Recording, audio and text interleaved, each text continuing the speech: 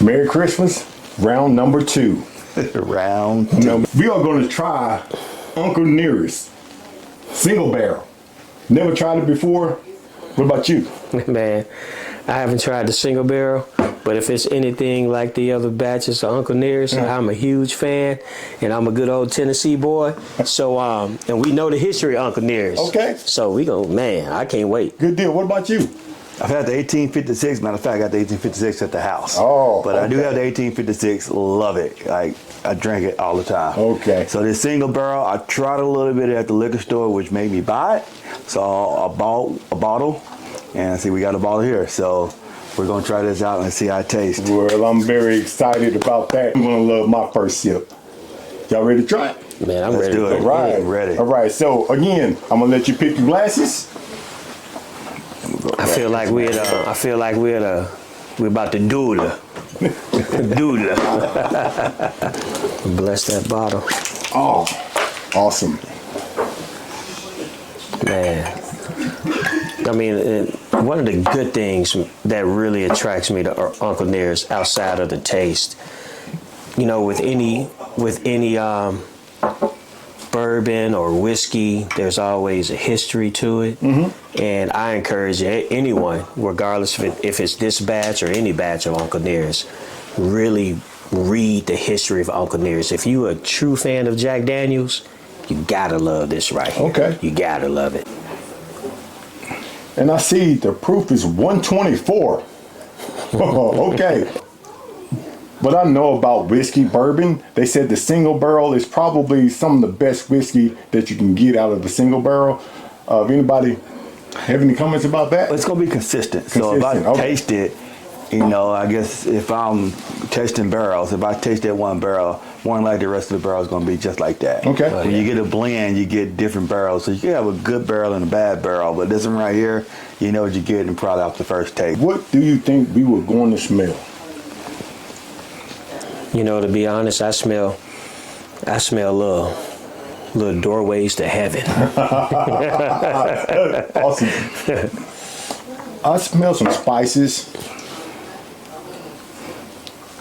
What, a little caramel in there, maybe? Smell caramel. Okay. Smells good. But you know, again, I got like a toffee honey taste smell. but putting your nose to it, it doesn't seem like it's going to be that high of a proof. Right. But again, I've been fooled before. So you want to taste? Yeah. Cheers. It definitely has a kick. Kick, but it's smooth, It's man. smooth, buddy. Really it's going down smooth. really smooth. Actually, this is good. It's going down really smooth.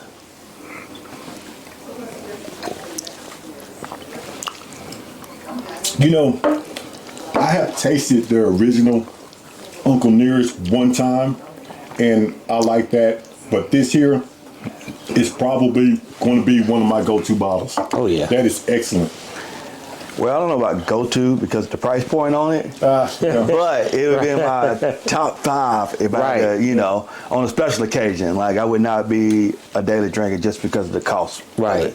With the proof point, I would probably still put a cube in there to kind of mellow it down a little bit. Yeah, just to smooth it out a little bit. Just a little bit.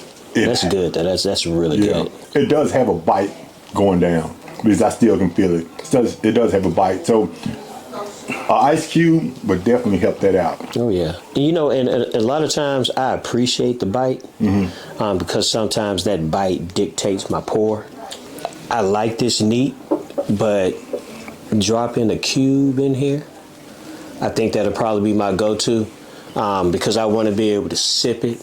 You know, this is only thing we're missing is a nice cigar. For some of you cigar smokers out there, this is, man, give me a good hour and a half stick with this. For sure. So again, this is probably going to be like a special occasion bottle. Yeah, exactly. Like just because of the price point for me. Okay. So, I could drink that every day.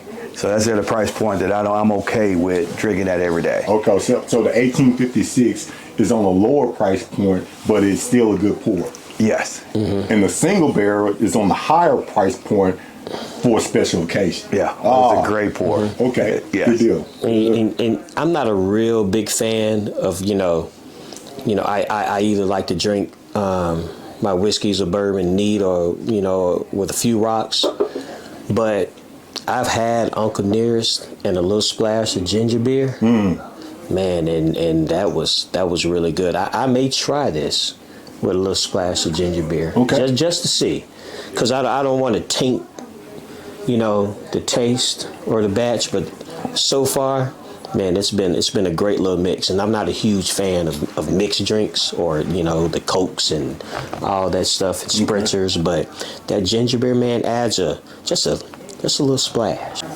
I have to say this, and I know I'm going to get a lot of comments down below saying, "What are you doing?" I am going to make an old fashioned out of the Uncle Nearest. I know. Some people say I am messing up the drink because I love old fashions, and I tend to make old fashions out of every bottle that I have, and I'm definitely going to make one off this one. What do you guys think about that? I just want to know when you're making it. I know he probably has a different opinion about that. I got a different opinion about it. That's just too good of a drink. It's too good of a juice to kind of ruin an old fashioned. I get it. Old fashions are great. I love old fashions, but there's a price point to what you can put in an old fashioned. It's a stopping point of liquor or whiskey that you can put into an old fashioned. And to me, that's around $50 to $60. Once you get above that price point, there's no reason being an old fashioned. But I'm not opposed to breaking the rule one time. I'm interested to see how that's going to taste as an old fashioned. Me too. I guess I'm about to find out. Okay, I have my opinion.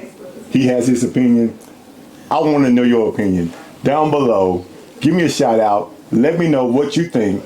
Should I make an old fashioned out of the Uncle Nearest, or do you have a price point, or where you stop making old fashions when you go above your price point? I want to know.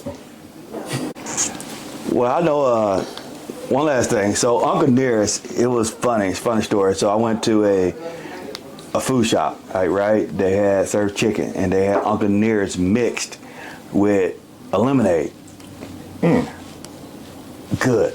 I said it was very good. Like Uncle Nearest to me, not the single barrel, don't get me wrong, just the regular Uncle Nearest can be mixed with probably a lot of things, and they're good for experimentations, and that was a good drink, and it mellowed out my hot chicken. It mellowed out my hot chicken to where it made the chicken better, and the drink was like excellent. I'm glad he clarified himself, because when I said I'm going to make an old fashioned, he said no.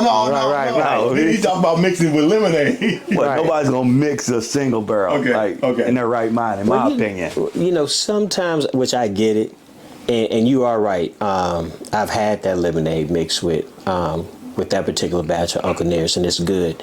It is good for blending. Okay, so if you never tried Uncle Nearest single barrel, I suggest you go out there and buy you a bottle. In my opinion, in these guys' opinion, it's a go-to bottle. It's excellent. The proof, if you can take the proof, it's a good bottle.